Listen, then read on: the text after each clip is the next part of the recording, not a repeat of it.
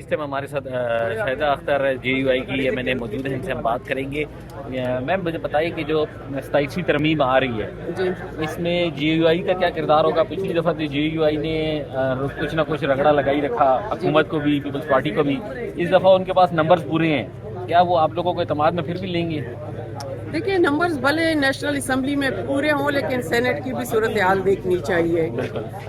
اب یہ دیکھیں ترامیم کے خلاف ہم نہیں ہیں، ہمارا کام یہاں پہ لیجسلیشن ہے، یہاں پہ ترامیم آتی رہیں گی، ہم کرتے رہیں گے، لیکن یہ جو 26ویں ترمیم جس طرح آئی ہے اور پھر اسی کے تسلسل میں 27ویں آ رہی ہیں نظریہ ضرورت کے تحت شخصی بنیادوں پہ، تو اس کے ضرور خلاف ہیں اور ایسا ہونا نہیں چاہیے۔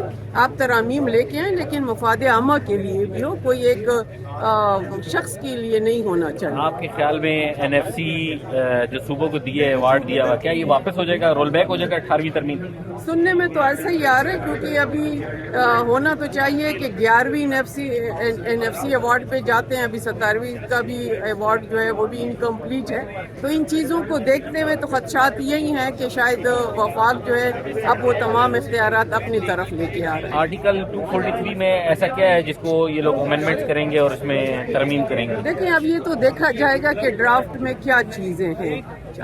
ابھی جس طرح 26ویں ترمیم میں آئینی عدالت کا قیام تھا، پھر بینچ میں تبدیل ہوا، پھر سپریم جوڈیشل کونسل کا جو قیام ہے اس کے اختیارات ہیں، ان چیزوں کو بھی دیکھنا ہے، سینسیٹیوٹی ساری چیزیں تبھی پتہ چلے گی جب ڈرافٹ سامنے آئے۔ آئینی عدالتیں پہلے بھی بننے لگی تھی، لیکن آپ لوگوں نے آئینی بینچ بنانے کا مطالبہ کر کے آئینی عدالتوں کو روک دیا، تو کیا اس دفعہ آئینی عدالتیں بننی چاہیے یا آپ لوگ بننے دیں گے، اس کے حق میں ووٹ دیں گے؟ دیکھیں جہاں تک بیک لاگ کا تعلق ہے اس کو تو دیکھتے ہوئے عام زبان میں یہ کہا جاتا ہے نا کہ اس پہ ورک لوڈ ہے اور بننا چاہیے اس طرح، لیکن اس کے تناظر میں آپ دیکھیں کہ ہے کیا، اس کا بھی ادراک ہونا چاہیے کہ مقاصد کیا ہیں، ان چیزوں کو بھی دیکھنا چاہیے۔